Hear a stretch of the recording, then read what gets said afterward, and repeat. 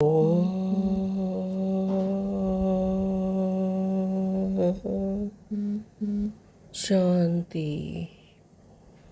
10 मई 2026 की अव्यक्त बाप दादा की रिवाइज मुरली। इसकी एक्चुअल डेट है 30 जनवरी 2010 मधुबन से। इसका टाइटल है चारों ही सब्जेक्ट में स्वमान के अनुभवी स्वरूप भव। अनुभव की अथॉरिटी को कार्य में लगाओ। चारों ही सब्जेक्ट में स्वमान की अनुभवी स्वरूप बन अनुभव की अथॉरिटी को कार्य में लगाओ। पहले अनुभवी बनो, अनुभवी स्वरूप बनाओ, फिर अनुभव को अथॉरिटी को कार्य में लगाओ।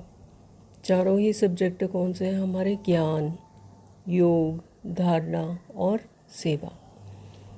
तो आज ब्राह्मण संसार के रचयिता बाप दादा अपने चारों ओर के ब्राह्मण संसार को देख रहे हैं। हर एक ब्राह्मण सारे संसार में विशेष आत्मा है।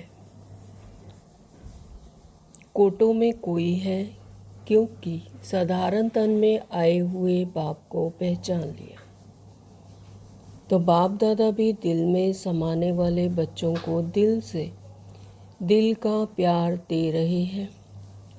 हर एक बच्चा अपने को ऐसे बाप का प्यारा दिल में बाप को समाया हुआ अनुभव करते हैं। बाप के लिए हर बच्चा अति प्यारा, सर्व का प्यारा है। आप सभी बच्चों का सर्व आत्माओं के प्रति चैलेंज है कि हम योगी जीवन वाले हैं। तो सर्व आत्माओं के प्रति ये चैलेंज है कि हमारा जीवन क्या है? योगी जीवन है। सिर्फ योग लगाने वाले नहीं, लेकिन योगी जीवन वाले हैं। तो योग तो बहुत तरह के हैं दुनिया में। कोई अपने सांस को रोककर, कोई किस तरह से एक टांग पे खड़े होकर योग लगाते, लेकिन बाबा कहते हैं हमारा योग जो है वो योगी जीवन है। योग लगाने वाले नहीं, लेकिन योगी जीवन वाले हैं। जीवन तो 4 घंटे की नहीं होती, जीवन सदा काल के लिए होता है। तो जो 2-4 घंटे है और फिर नहीं है, ऐसा नहीं है। सदा के लिए, सदा काल के लिए योगी जीवन है। तो चलते फिरते कर्म करते योगी जीवन वाले निरंतर योगी हैं। तो चलते फिरते कोई भी कर्म करते हुए भी बुद्धि योग कहाँ से? परमात्मा से अटैच है। तो निरंतर योगी है। चाहे योग में बैठते हैं, चाहे कोई भी कर्म करते हैं, ये कर्म योगी है। तो जरूरी नहीं है कि किसी पर्टिकुलर जगह पर बैठकर या पर्टिकुलर टाइम पर बैठकर ही परमात्मा को याद करना। चलते फिरते कुछ भी करते, सोते खाते पीते, तो कोई भी कर्म करते हुए बुद्धि योग परमात्मा की तरफ कर्म योगी है। कोई भी कर्म करते हुए भी योग में है। जीवन का लक्ष्य ही है सदा योगी। तो यही टारगेट है इस जीवन का, इस ईश्वरीय जीवन का यही लक्ष्य है, सदा योगी। ऐसे अपने योगी जीवन, नेचुरल जीवन अनुभव करते हो? बाबा पूछ रहे हैं। जी बाबा। बाप दादा हर बच्चे के मस्तक में चमकता हुआ भाग्य देखते हैं। क्या देखते हैं? देखते हैं मेरा हर बच्चा स्वमानधारी स्वराज्य अधिकारी है। तो बाबा को कितनी कशिश है हम बच्चों से, हम बच्चों पर कितनी आस है। मेरा हर बच्चा, बाबा कहते हैं, स्वमानधारी स्वराज्य अधिकारी है। क्यों? जहाँ स्वमान है वहाँ देवभान आ नहीं सकता। तो बाबा क्या कह रहे हैं कि जहाँ स्वमान है वहाँ देवभान आ नहीं सकता। तो जहाँ अपना स्वमान है, अपने सत्य स्वरूप में है कि मैं आत्मा हूँ। आत्मा समझते ही सब शक्तियाँ, सब दिव्यता, गुण शक्तियाँ, खजाने सब इमर्ज हो जाते हैं। तो जहाँ स्वमान है फिर वहाँ देवभान आ नहीं सकता। आदि से अंत तक अब तक बाप दादा ने हर एक बच्चे को भिन्न भिन्न सोमान दिए हैं। अगर अभी भी सोमानों को याद करो और एक एक सोमान की माला फिराते जाओ तो अनेक सोमान स्वरूप बन सोमान में लवलीन हो जाएंगे। तो कितनी सुंदर बात है ना कि बाबा क्या कहते, बाप दादा क्या कहते, हर बच्चे को भिन्न भिन्न सोमान दिए बाबा ने। तो अगर अभी भी सोमानों को याद करो, अपने सोमान को याद करो, अपनी आत्मा को याद कराओ कि मैं कौन हूँ, मैं सर्वशक्तिवान आत्मा हूँ। कल भी हमने याद किया ना, तो कि हम क्या है, मास्टर सर्वशक्तिवान आत्मा है। तो सोमानों को याद करो और एक एक सोमान की माला फेरते जाओ तो अनेक सोमान स्वरूप बन सोमान में लवलीन हो जाएंगे। लेकिन बाप दादा को एक बात बच्चों की अभी तक भी अच्छी नहीं लगती। वह जानते हो कौन सी? जब कोई भी बच्चा कहता है कि हमें सोमान में स्थित होने में कभी कभी मेहनत लगती है ना। हम कहते हैं कि मैं सहनशील आत्मा हूँ, लेकिन कोई परिस्थिति आई लेकिन सहन शक्ति है ही नहीं, तो क्या है, उसमें मेहनत लगती है। तो फिर बच्चे कहते हैं बाबा हमें मेहनत लगती है सोमान में स्थित होने में, क्योंकि उसका स्वरूप नहीं करते। चाहते हैं लेकिन कभी कभी मेहनत लगती है। तो सर्वशक्तिवान बाप बच्चों की मेहनत नहीं देख सकते। तो बाबा को ये अच्छा नहीं लगता कि मेहनत लगती है, कि कभी कभी जो मेहनत लगती है बच्चे सोमान में टिक नहीं पाते, तो बाबा को ये मेहनत अच्छी नहीं लग सकती। तो बाबा कहते हैं बच्चों की मेहनत नहीं देख सकते, क्योंकि जहाँ मोहब्बत होती है वहाँ मेहनत नहीं होती है। तो जहाँ स्नेह है, मोहब्बत है, प्यार है, तो वहाँ पर फिर मेहनत नहीं होती है। जहाँ मेहनत है वहाँ मोहब्बत में कमी है। अगर मेहनत लग रही है तो इसका मतलब बाबा से स्नेह नहीं है, वो अटैचमेंट नहीं है, वो मोहब्बत में कमी है। अगर बाबा याद है, बाबा में पूरा स्नेह है, बाबा से प्यार है, तो फिर मेहनत नहीं लगती। आज अमृत वेले बाप दादा ने चारों ओर के ब्राह्मणों के पास चाहे देश चाहे विदेश में चक्कर लगाया तो क्या देखा? कोई कोई बच्चे सोमान में बैठे हैं, सोच रहे हैं कि मैं बाप दादा के दिल तक नशीन हूँ। तो ये सोमान है कि मैं बाप दादा के दिल तक नशीन आत्मा हूँ। सोच भी रहे हैं, सोमान में स्थित होने का पुरुषार्थ भी कर रहे हैं, लेकिन कमी क्या देखी? सोमान याद है, सोच रहे हैं, लेकिन सोमान स्वरूप बन, अनुभवी मूर्त बन, अनुभव के अथॉरिटी स्वरूप बनने में कमी दिखाई दी। हाँ, उसका स्वरूप नहीं बनते। सोच भी रहे हैं, याद भी कर रहे हैं, ऐसा मनसा वाचा कह भी रहे हैं, लेकिन उसका स्वरूप बनने में उसमें कमी दिखाई देती है। अथॉरिटी अनुभव की अथॉरिटी है, अथॉरिटी स्वरूप बनने में कमी दिखाई दी। क्योंकि अथॉरिटी तो बहुत है, लेकिन सबसे बड़ी अथॉरिटी अनुभव की अथॉरिटी है। जब तक उसे अनुभव नहीं किया, प्रैक्टिकली उसे अनुभव नहीं किया, तब तक वो अपना नहीं बनता। समान सिर्फ वो बोलने और सोचने से नहीं होता, याद करने से नहीं है, लेकिन उसका अनुभव स्वरूप बनना। तो बाबा ने बताया सबसे बड़ी अथॉरिटी अनुभव की अथॉरिटी है, और यह सोमान की अनुभूति ऑलमाइटी अथॉरिटी ने दी है। हाँ, तो ये सोमान की अनुभूति भी किसने दी है? ऑलमाइटी अथॉरिटी ने। क्या कम बात है? जैसे 63 जन्मों से पुकारते हैं, हे भगवान, हे परमात्मा, हे अल्लाह, हे वाहिगुरु। हाँ, तो यह सोमान की अनुभूति किसने दी? ऑलमाइटी अथॉरिटी ने, सुप्रीम पावर ने। तो मेहनत कर रहा है लेकिन अनुभव स्वरूप नहीं बना। तो बाप दादा ने यह देखा कि बैठते हैं, सोचते भी हैं, लेकिन अनुभव स्वरूप कोई कोई है।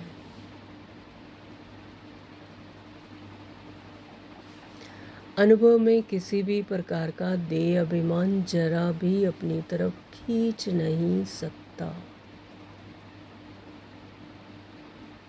तो अभी 1 मिनट के साइलेंस में परमात्मा पिता को आत्मिक समृद्धि से याद करेंगे। ऐसा अनुभव करेंगे कि मैं आत्मा अपने प्रकाश स्वरूप में इस देह से न्यारे है ना, परमात्मा ज्योति स्वरूप बिंदु स्वरूप परमात्मा को याद करें और परमात्मा की दिव्य शक्तियाँ मेरे ऊपर एक सागर की तरह बरस रही हैं।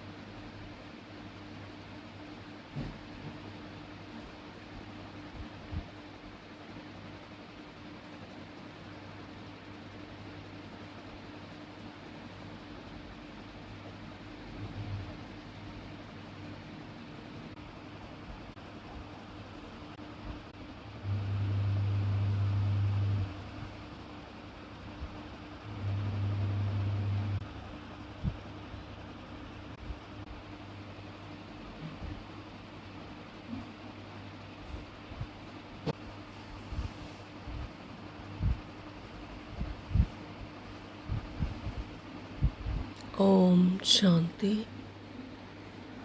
तो जैसे ही देह अभिमान से छूटते हैं तो फिर अनुभव में किसी भी प्रकार का देह अभिमान जरा भी अपनी तरफ खींच नहीं सकता। तो अनुभवी स्वरूप बन जाना, तो उसको जो भी बाबा का महावाक्य है जो सम्मान देते हैं तो उसका अनुभव स्वरूप बन जाना। तो कर्म करते भी कर्मयोगी के अनुभव स्वरूप में खो जाना, कर्म योगी के अनुभव स्वरूप में ही खो जाना। तो इसकी अभी और आवश्यकता है। तो बाबा आज बता रहे हैं, बाबा ने देखा सभी बच्चों को, हाँ, तो बाबा कह रहे हैं अनुभव में अनुभव स्वरूप बनने में कमी है। स्वरूप में स्थित हो जाना, हर बात में हर सब्जेक्ट में अनुभवी स्वरूप बनना, चाहे ज्ञान योग धारणा और सेवा, 4 ही सब्जेक्ट में अनुभव स्वरूप बनना। तो कौन कौन से सब्जेक्ट हैं हमारे? ज्ञान योग धारणा और सेवा। पहले हम ज्ञान लेते हैं, फिर परमात्मा से बुद्धि से योग लगाते हैं, विजुलाइज करते हैं कि परमात्मा हमें शक्तियाँ गुण है ना दे रहे हैं, और फिर धारणा में आते हैं। जैसे जैसे परमात्मा हमें महावाक्यों में जो भी पॉइंट्स बताते हैं तो उन पर चलते हैं, प्रैक्टिकली यूज़ करते हैं, है ना, उसका स्वरूप बनते हैं। और फिर है सेवा। फिर तो जैसे हमें बाबा ने हमें ज्ञान दिया तो ऐसे ही हमें और आत्माओं को भी अपने मनसा से अपने वृत्ति से उनको भी टचिंग करानी है, उनको भी परमात्मा की याद दिलानी है। तो 4 ही सब्जेक्ट में अनुभव स्वरूप बनना। तो अनुभवी को माया भी हिला नहीं सकती। तो कोई छोटा बच्चा भी है, अगर उसको गर्म पानी में हाथ डालने से जो गर्म लगने का उसको अनुभव है कि इसमें हाथ जल जाता है, गर्म पानी में हाथ नहीं डालना है, तो उसको कितना भी कहो, अगर उसे अनुभव है ना, तो उसको दोबारा कहेंगे कि पानी में हाथ डालो तो वो नहीं डालेगा। क्यों? क्योंकि उसको अनुभव हो चुका है। तो इसी तरह से हम मनुष्यों को भी जो अनुभव हो चुका है, जब अनुभवी हो जाते हैं तो फिर माया भी हिला नहीं सकती। पहले ही टचिंग आ जाती कि ये माया है, माया का रूप है। तो इसलिए बाप दादा आज सभी बच्चों को अनुभवी स्वरूप में देखना चाहते हैं। तो बाबा की ये हम बच्चों से आस है कि हमें अनुभवी स्वरूप में देखना चाहते हैं।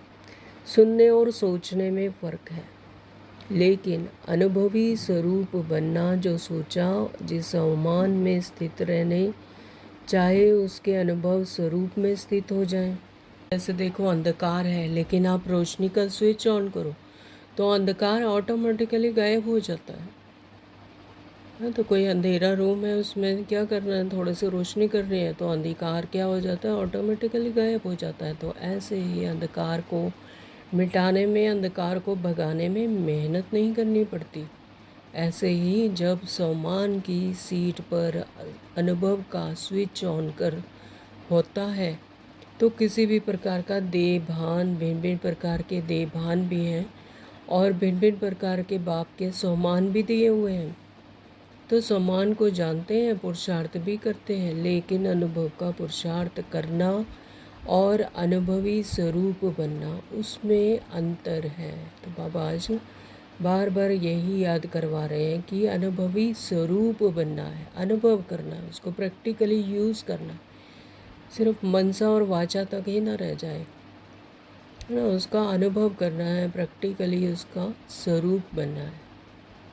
तो अगर वो फिर ऐसा ही है जैसे अंधकार ऑटोमेटिकली गायब हो जाता है, तो सम्मान का भी स्विच जैसे ही ऑन किया तो देहभान और देहभान के क्रियाकलाप सब मिट जाते हैं। सम्मान भी दिए, बाबा कहते हैं अलग अलग प्रकार के सम्मान दिए बाप दादा ने।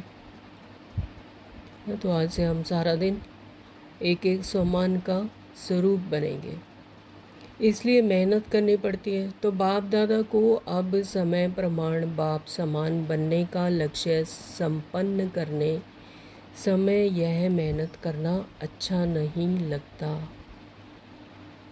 तो बाप दादा को अब समय प्रमाण, क्योंकि समय बहुत नज़दीक है, विनाश सामने खड़ा है, तो बाप समान बनने का लक्ष्य संपन्न करने का समय यह मेहनत करना अच्छा नहीं लगता। हर एक अपने को चेक करो कि मैं कर्म योगी जीवन वाला हूँ। तो अपने आप की चेकिंग, अपने आप का अटेंशन, चेकिंग एंड मेकिंग, तो अपने आप की चेकिंग करनी है कि क्या मैं कर्म योगी जीवन वाला हूँ। तो जीवन नेचुरल और सदा काल का की होती है या कभी कभी की नहीं।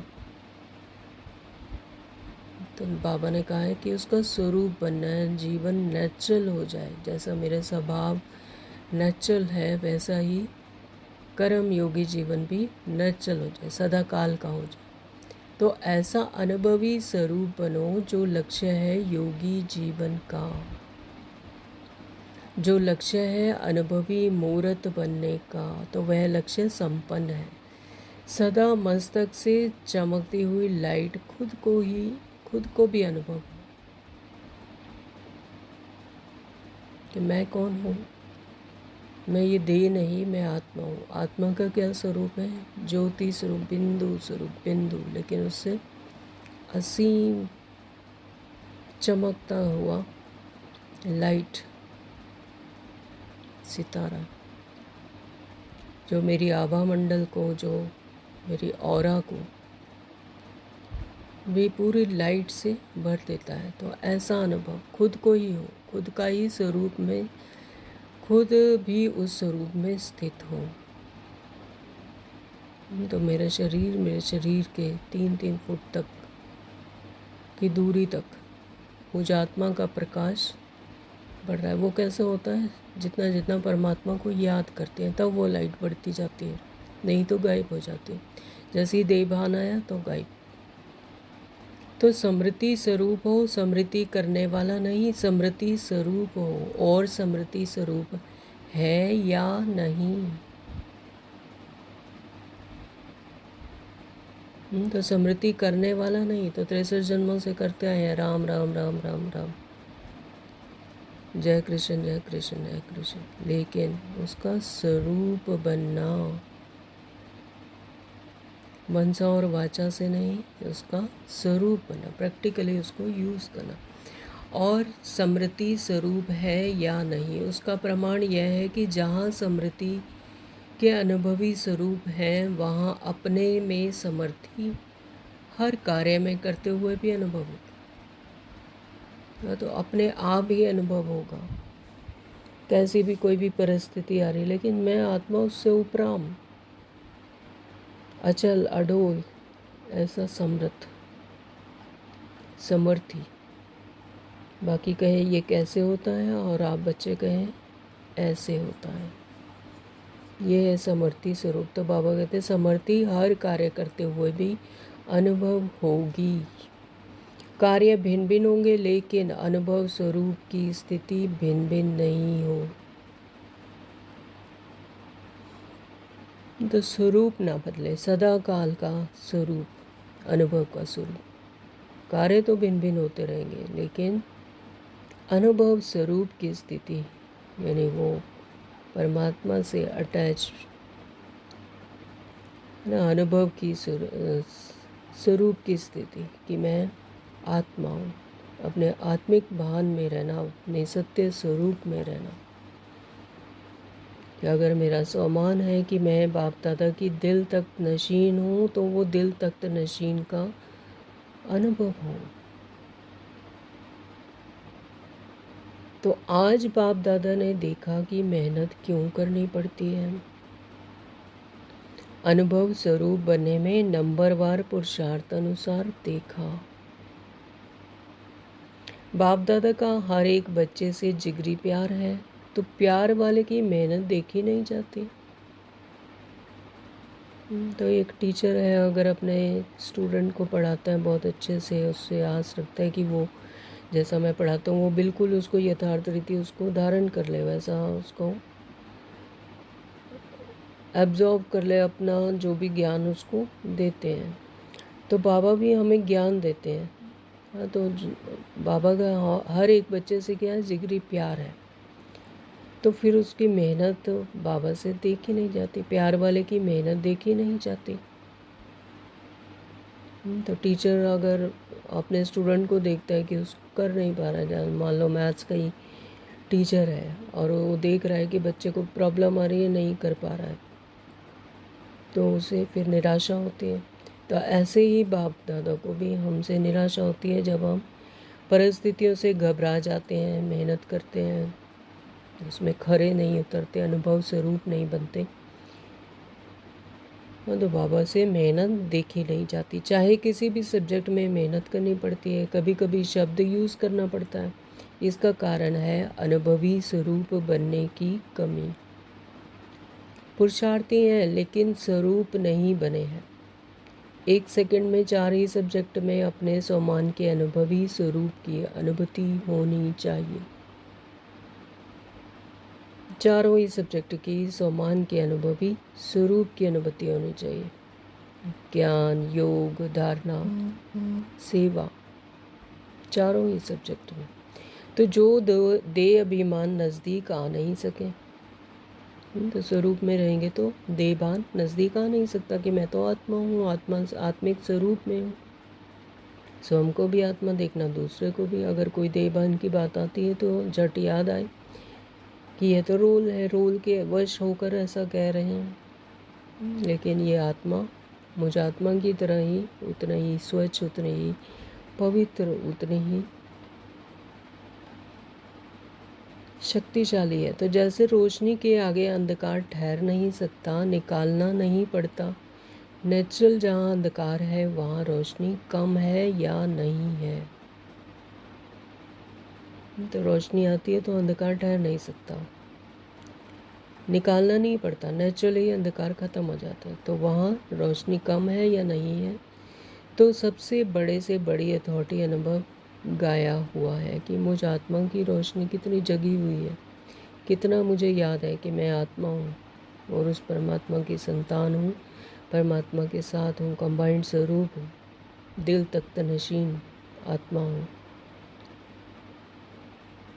हाँ, तो सबसे बड़ी से बड़ी, बड़ी में भी बड़ी अथॉरिटी अनुभव गाया हुआ है। अनुभव को हजारों लोग बदलना चाहें, बदल नहीं सकते। तो जिसको अनुभव है, तो अनुभव को हजारों लोग चाहे बदलना चाहें तो बदल नहीं सकते। आज के दुनिया में भी सब क्या मांगते हैं, एक्सपीरियंस मांगते हैं, है ना। अनुभव है कि नहीं, तो उसको फट प्रेफरेंस देते हैं। तो अनुभव को हजारों लोग बदलना चाहें तो भी बदल नहीं सकते।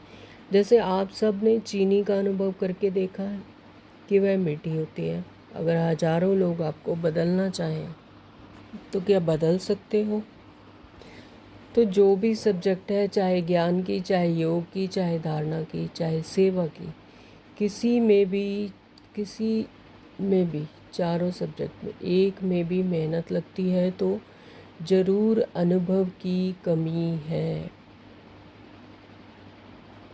तो चारों ये सब्जेक्ट में बाबा कहते चाहे ज्ञान हो, चाहे योग हो, चाहे धारणा हो, चाहे सेवा, अगर चारों में किसी में एक में भी अगर मेहनत लगती है तो ज़रूर अनुभव की कमी है।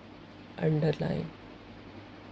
सेवा की सफलता में, धारणा में, स्वभाव संस्कार परिवर्तन, योग में भी अचल रहने की, योगी जीवन की अनुभूति करने की जहाँ मेहनत है, या कभी कभी कहते हो तो इसका अर्थ उस सब्जेक्ट में आप अनुभवी मूर्त नहीं बने हो। तो चारों ही सब्जेक्ट में बाबा अनुभवी मूर्त देखना चाहते हैं हम आत्माओं को। अगर कहीं पर भी मेहनत लगती है तो इसका मतलब अनुभवी मूर्त नहीं बने। अनुभव कभी कभी नहीं होता, नेचुरल नेचर होता है। तो अभी सुना मेहनत करने का कारण क्या है। आपको अनुभव होगा कि जिस समय अनुभव की सीट पर सेट होते हो तो किसी भी वरदान के स्वरूप में अनुभवीपन अनुभव करते हो तो उस समय मेहनत नहीं करनी पड़ती है, नेचुरल अनुभूति होती है।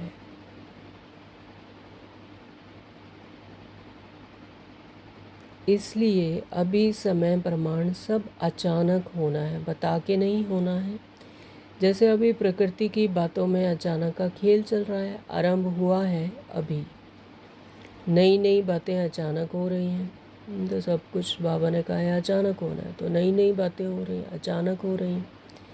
तो जैसे अर्थ के क्वेक हुआ, थोड़े समय में लाखों आत्माएं चली गई, क्या उनको पता था कि कल हम होंगे या नहीं? Question mark. तो बाबा पूछ रहे हैं क्या उनको पता था? तो ऐसे कई एक्सीडेंट भिन्न भिन्न स्थान पर अचानक होना आरंभ हो गया है। इकट्ठे के इकट्ठे एक समय अनेकों की टिकट कट रही है।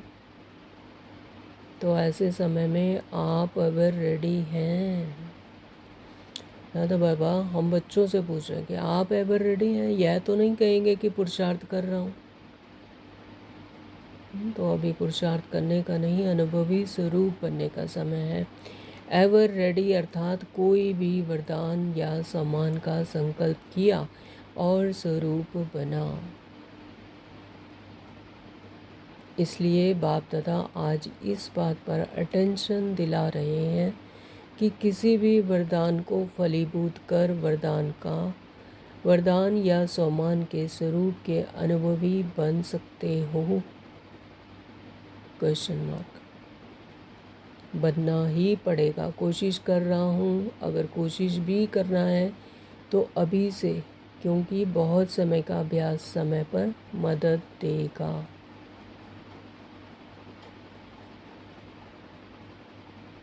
बहुत समय का अभ्यास होगा तो समय पर मदद देगा। पुरुषार्थी नहीं, अनुभवी, क्योंकि अनुभव की अथॉरिटी आप सबको एलमाइटी अथॉरिटी ने दी है।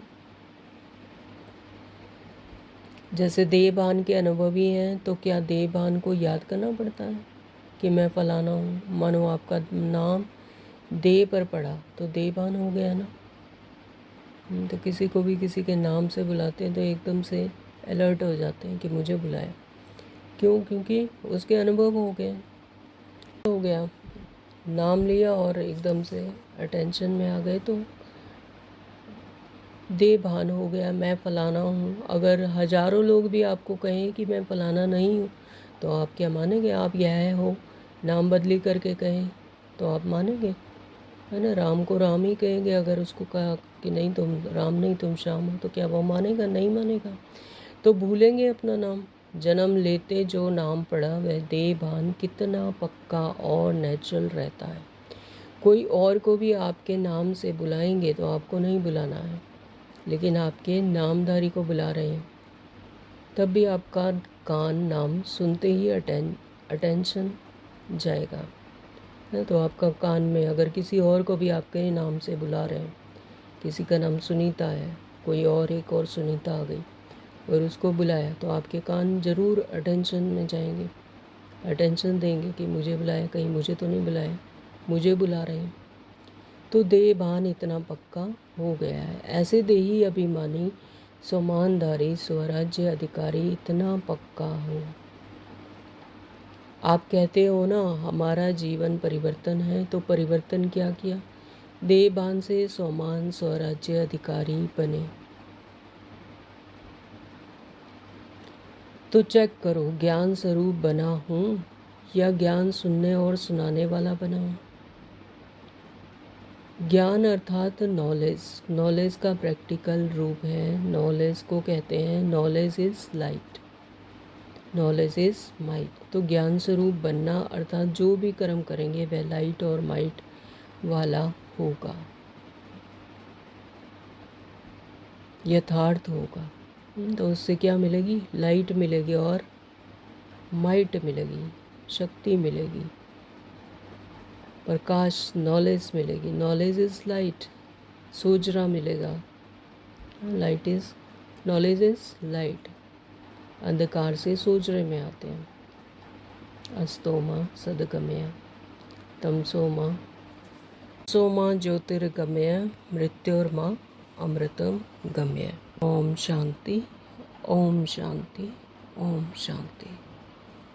तो क्या कहा इसमें? From the non being to the true being, अस्तोमा सदगमय, और तमसोमा ज्योतिर्गमय यानी फ्रॉम डार्कनेस टू लाइट, अंधेरे से प्रकाश की ओर।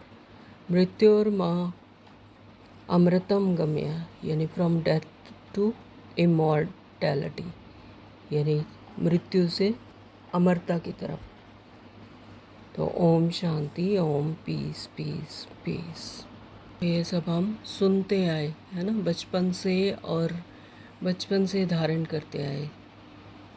तो ये नेचुरल कितना पक्का हुआ, ये है अनुभवी स्वरूप। तो कोई और को अपने नाम से बुलाएंगे तो आपको नहीं बुलाना है, लेकिन आपके नामधारी को बुला रहे हैं तो कान सुनते हैं, तो अटेंशन जाता है। बाबा कह रहे हैं ज्ञान स्वरूप बनना है। Knowledge is light, knowledge is might. तो ज्ञान सुनाने वाला नहीं, ज्ञान स्वरूप बनना है। तो ऑटोमेटिकली ज्ञान दूसरों को मिले, सुनाने वाला नहीं, मनसा से वाचा से नहीं, लेकिन आपकी उपस्थिति ही ज्ञान का स्वरूप बन जाए, कि आपकी उपस्थिति से ही ज्ञान हो जाए, ऐसा स्वरूप बनना है। तो ज्ञान स्वरूप का अर्थ है कर्मेंद्रिय जीत बनना। कर्मेंद्रियों पर जितना जितना आधिपत्य होगा, जितना कर्मेंद्रियों पर जीत होगी, उतना ही योग स्वरूप होंगे। हर कर्मेंद्रिय पर स्वराज्य अधिकारी, स्वराज्य है। मैं आत्मा अपने ही कर्मेंद्रियों का क्या हूँ? राजा हूँ। इसको कहा जाता है योग, अर्थात योग युक्ति युक्त जीवन। ऐसे अगर ज्ञान योग का स्वरूप है तो हर गुण की धारणा ऑटोमेटिकली होगी। तो जितना स्वरूप बनेंगे तो उतनी हर गुण की धारणा ऑटोमेटिकली होगी। तो जहाँ ज्ञान योग है, योग युक्त है, वहाँ गुणों की धारणा ऑटोमेटिकली है। स्नेह, उमंग, उत्साह, धैर्यता, एकाग्रता, दृढ़ता, तो ये सब क्या है? हमारे गुण हैं। तो योग युक्त होंगे तो वो ऑटोमेटिकली इमर्ज होंगे। तो सेवा हर समय ऑटोमेटिक होगी। उसे सुनाना नहीं पड़ेगा, मनसा से या वाचा से उसे सेवा नहीं करनी पड़ेगी, ऑटोमेटिक होंगे। आपकी उपस्थिति ही सेवा है। समय अनुसार चाहे मनसा सेवा करें, चाहे वाचा करें, चाहे कर्मणा करें, चाहे स्नेह संबंध में करें, सेवा भी हर समय अखंड चलती रहेगी।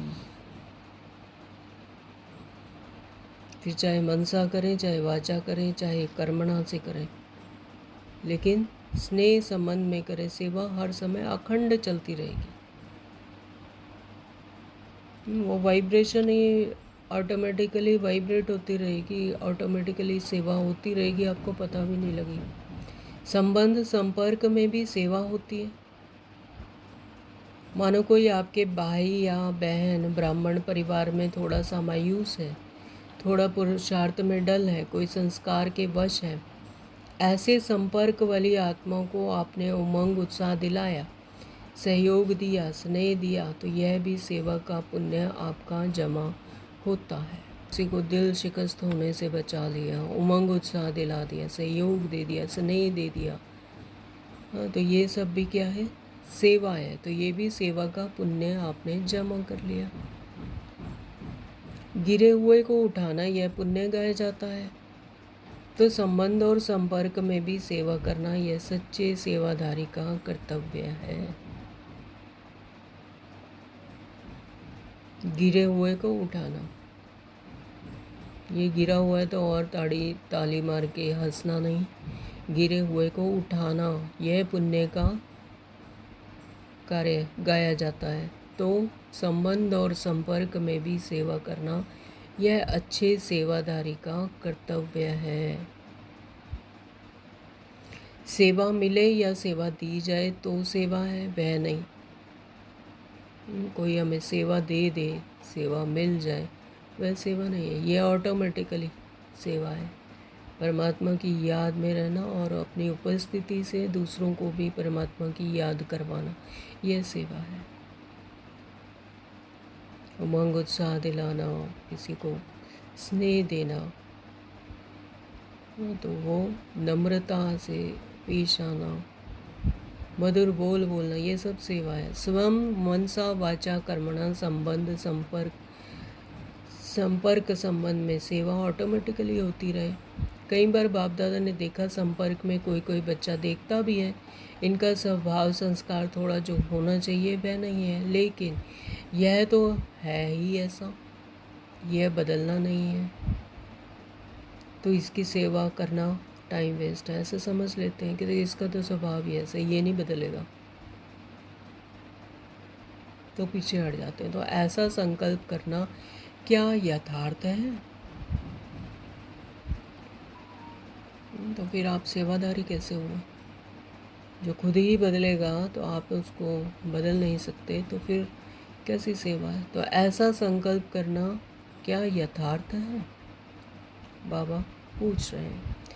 जब आप मानते हो हम प्रकृति को भी सतो प्रधान बनाने वाले हैं, हम कौन हैं? विश्व परिवर्तक, प्रकृति को भी सतो प्रधान बनाने वाले। तो प्रकृति को, और वह मनुष्य आत्मा है, ब्राह्मण कहलाता है, लेकिन संस्कार वश है वह। जब प्रकृति का संस्कार बदलने का की चैलेंज की है, तो प्रकृति से पुरुष है, आत्मा है, तो प्रकृति को भी चेंज करने का चैलेंज है, तो फिर वो तो मनुष्य आत्मा है, पुरुष है, आत्मा है, तो आपके संबंध में है। तो क्या सच्चा सेवादारी कोई अपनी सेवा का पुण्य कमाने के लिए शुभ भावना अवश्य रखेगा। तो जो सच्चा सेवादारी होगा तो पुण्य की भी बात नहीं है, तो वो शुभ भावना, शुभ कामना जो कि ऑटोमेटिकली मेरा स्वभाव है, मुझ आत्मा का स्वभाव है, मेरा मूल गुण है, तो वो अवश्य रखेगा। सूरज को ये सिखाना नहीं पड़ता है, सूरज नहीं देखता है कि ये काला है, गोरा है, अच्छा है, डाकू है, भी मैं उसे सूर्य की रोशनी अपनी नहीं दूंगा, नहीं कहता ना। और अगर कोई वृक्ष है तो वृक्ष के नीचे कोई भी बैठ जाए, कैसा भी इंसान बैठ जाए, मनुष्य बैठ जाए, वो उसको छाया देगा ही, फल देगा ही, चाहे कोई उसे पानी दे रहा है, चाहे कोई उस पर पत्थर मार रहा है, उसका काम है फल देना, छाया देना, तो वो अपने उसका स्वभाव स्वरूप से हटेगा नहीं, वो देगा ही। तो ऐसे ही मुझ आत्मा का क्या काम है? शुभ भावना, शुभ कामना रखना, शुभ इच्छा रखना। तो यह तो है ही ऐसा, यह बदल नहीं सकता, ऐसा नहीं सोचना है। तो यह शुभ भावना नहीं है, यह सूक्ष्म घृणा भावना है, यह तो बदल नहीं सकता। आत्मा का सत्य स्वरूप तो पवित्र है, स्वच्छ है, तो ऐसी भावना भी रखना किसी के लिए, ये क्या है, सूक्ष्म घृणा भावना है। फिर भी अपना भाई बहन है, फिर भी मेरा बाबा तो कहता है ना, क्या इतना कम है कि मेरा बाबा कहता है? जिसने मेरा बाबा कहता है उस पर ऑटोमेटिकली वैसे ही स्नेह आ जाता, कि ये भी मेरी तरह ही आत्मा, मुझ उस परमात्मा की संतान, मेरा बाबा कहता है, परमात्मा को पहचानता है। तो सच्चा सेवाधारी शुभ भावना देने की सेवा में भी पुण्य कमाएगा। तो सच्चा सेवाधारी वही है जो शुभ भावना देता है, और शुभ भावना देने में भी सेवा में पुण्य कमाएगा। तो गिरे हुए को गिराना नहीं है, उठाना है। जो गिरे हुए उसे और ही धक्का दे दो, ऐसा नहीं। गिरे हुए को गिराना नहीं, उठाना है। तो सहयोग देना है, इसको कहेंगे सच्चे सेवाधारी पुण्य आत्मा। तो ऐसे अपने को चेक करो, इतना सेवा का उमंग उत्साह है? Question mark. तो बाबा पूछ रहे हैं हम बच्चों से कि अपने आप को चेक करो, अपने अटेंशन दो कि ऐसी सेवा का उमंग उत्साह है? जी बाबा। तो इसको कहा जाता है अनुभव की अथॉरिटी वाला। तो अब बाप दादा यही चाहते हैं, अभी बाप दादा यही चाहता है, अनुभवी मूर्त बनो, अनुभव की अथॉरिटी को कार्य में लगाओ। तो बाबा कहते हैं अनुभवी मूर्त बनो और अनुभव की अथॉरिटी को कार्य में लगाओ। 4 ही सब्जेक्ट में जो अपने को अनुभवी स्वरूप बन अनुभव की अथॉरिटी को कार्य में लगाएंगे, जो कमी हो उसको संपन्न करेंगे, तो इतना अपने पर अटेंशन देंगे, वह हाथ उठाओ। तो बाबा ने सभी बच्चों का हाथ उठवाया। मन का हाथ उठा रहे हो ना, शरीर का हाथ नहीं, मन का हाथ। तो यानी मन से, दिल से की स्वीकृति देना। मन का हाथ उठाओ, शरीर का हाथ नहीं, झूठा झूठा हाथ नहीं, यानी मन से हाथ उठाना, मन का हाथ उठाना। क्योंकि बाप दादा शिवरात्रि पर रिजल्ट लेंगे। मन में कोई का भी कमी का संस्कार अपनी शुभ भावना को कम नहीं करें।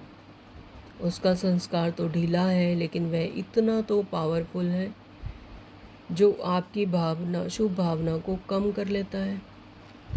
तो क्या कहा बाबा ने, अगर उसका संस्कार ढीला है लेकिन वो इतना शिकस्त हुए, तो यानी वो इतना पावरफुल तो है कि आपकी शुभ भावना को कम कर लेता है।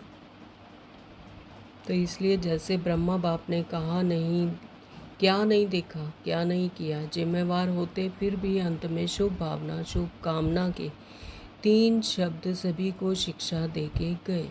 तो ब्रह्मा बाबा से हमें भी ये शिक्षा लेनी चाहिए कि उन्होंने क्या नहीं देखा, क्या नहीं किया। हमने देखा यज्ञ में क्या क्या हुआ। तो जिम्मेवार होते हुए भी अंत में शुभ भावना, शुभ कामना के 3 शब्द सभी को शिक्षा दे के गए। याद है ना? तो हमें भी फॉलो करना है ब्रह्मा बाबा को। तो स्वयं भी निराकारी, निरहंकारी, निर्विकार, इसी स्थिति में अव्यक्त बने। कार्य इसी स्थिति में अव्यक्त बने, किसी को भी कर्म भोग की फीलिंग नहीं दिलाई। किसने समझा कि कर्म भोग समाप्त हो रहा है? क्या हो गया है? अव्यक्त हो गया। ब्रह्मा बाबा की बात है कि स्वयं भी निराकारी, निरहंकारी, निर्विकारी, इसी स्थिति में अव्यक्त बने और किसी को भी कर्म भोग की फीलिंग नहीं दिलाई। तो किसने समझा कि कर्म भोग समाप्त हो रहा है? क्या हो गया? अव्यक्त हो गया। ऐसे ब्रह्मा बाप समान फरिश्ता भव का वरदान जो बाप ने करके दिखाया, फॉलो ब्रह्मा बाप।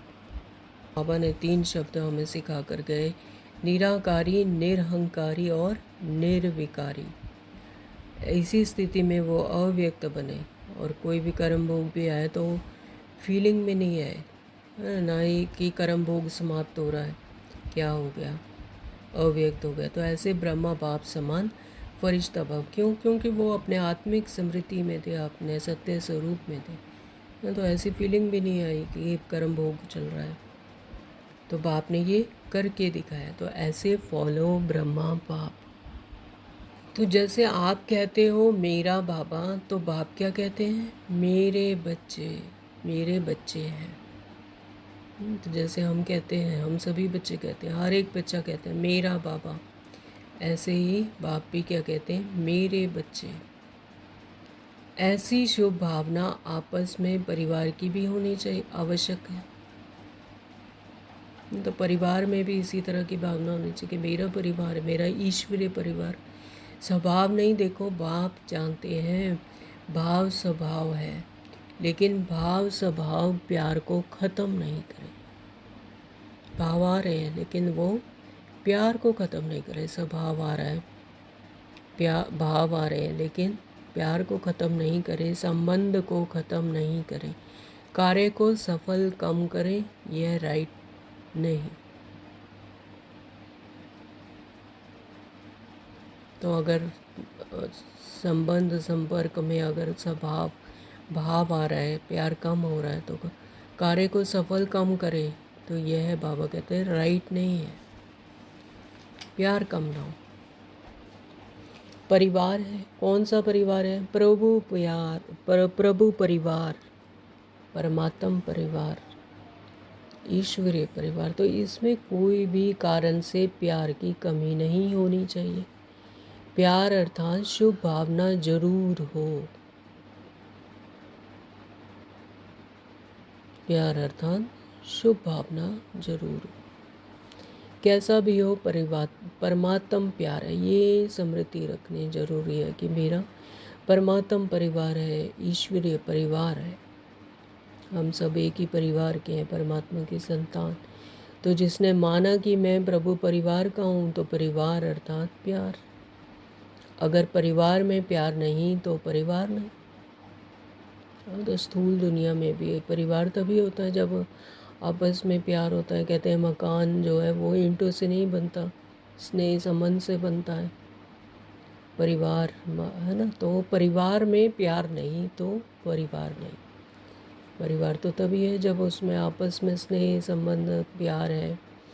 यह परमात्म परिवार एक का एक समय ही होता है। इतना बड़े परिवार परमात्मा के सिवाय और किसी का हो नहीं सकता। तो स्थूल दुनिया में परिवार में कितने सदस्य हो सकते हैं? जैसे 5, 7, 10, 15, लेकिन इतना बड़ा परिवार आत्माओं का, तो ये तो एक परमात्मा के सिवाय और किसी का हो नहीं सकता। तो ऐसी स्मृति रखना, ऐसी सद्बुद्धि रखना, तो चेक करना, क्योंकि यह भी पुरुषार्थ में विघ्न पड़ता है। तो जो जब विघ्न मुक्त होंगे तभी अनुभव की अथॉरिटी द्वारा सभी को अनुभवी बनाएंगे। तो जब स्वयं अनुभवी होंगे तभी तो किसी और को भी अनुभवी बना सकेंगे, तभी विघ्न मुक्त होंगे। तो पहले स्वयं अनुभवी मूर्त बनना है। अच्छा, चारों ओर के बच्चों को बाप दादा देख देख खुश हो गीत गाते, वाह बच्चे वाह। तो बाबा भी गीत गाते हैं, वाह बच्चे वाह। हर बच्चे के दिल में बाप है और बाप के दिल में हर बच्चा है। और यहाँ इतना परिवार मधुबन निवासी देखकर यह भी खुश होते हैं, खुशी होती है, वाह मधुबन वाह। तो उनके लिए भी विशेष खुशी। तो सबका असलम मधुबन है ही है, इसलिए मधुबन में भागकर आ जाते हैं। तो अब बाप की जो आशा है वह जल्दी से जल्दी पूर्ण करना। आशा क्या है? अनुभवी स्वरूप बनना। 4 ही सब्जेक्ट में अनुभवी स्वरूप बनना ही है।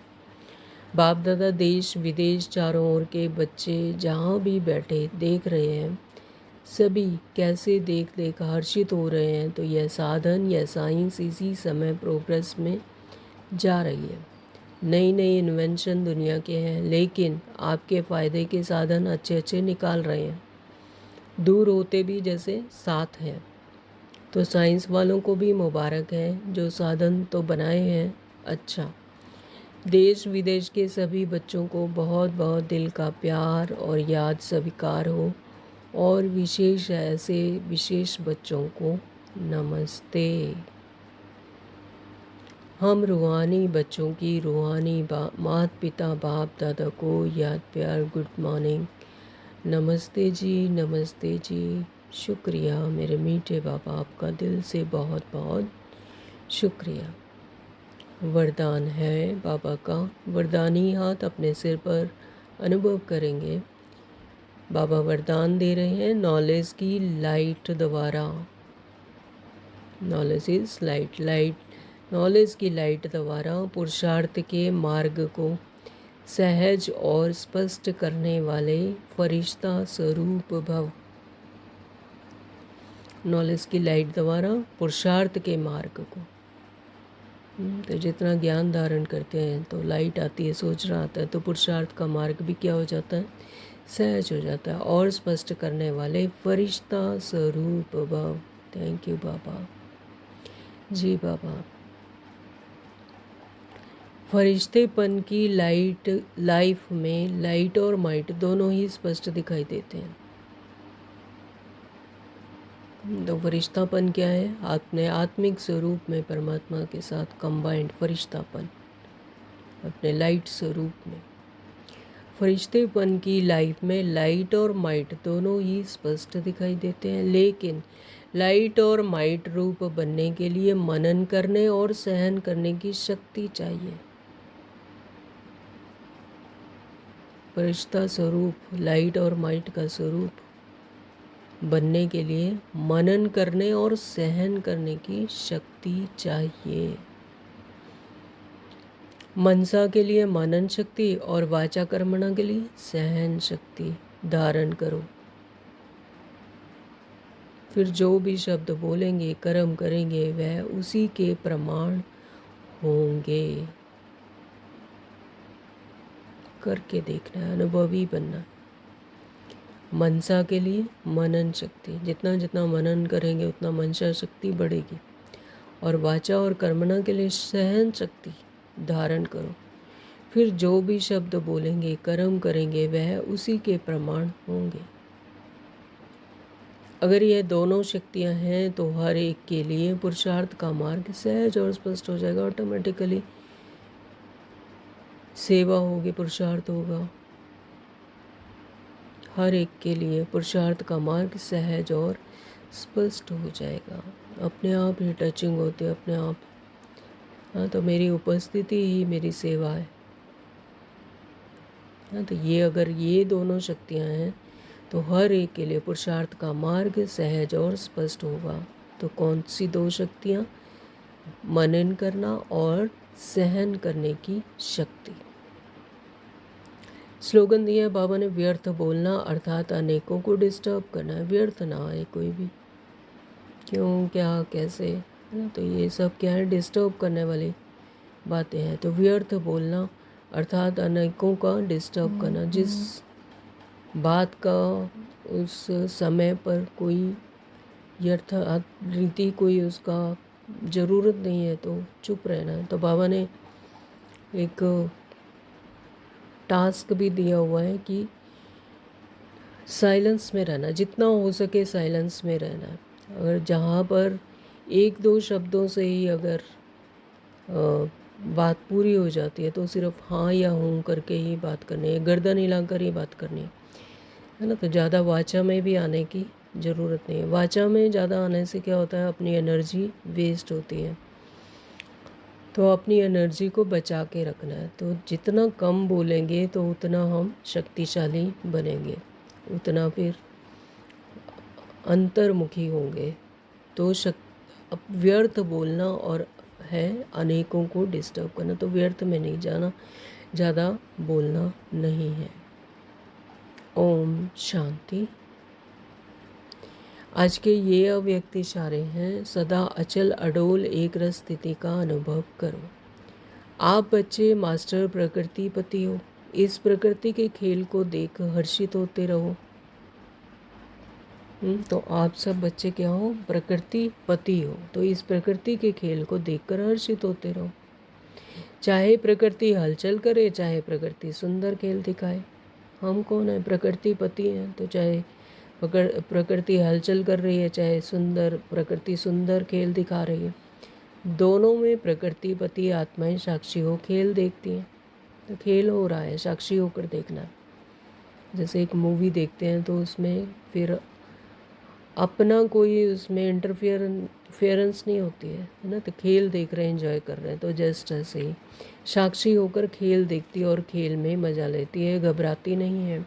इसलिए बाप दादा तपस्या द्वारा साक्षीपन की स्थिति के आसन पर अचल अडोल स्थिर रहने का विशेष अभ्यास करा रहे हैं।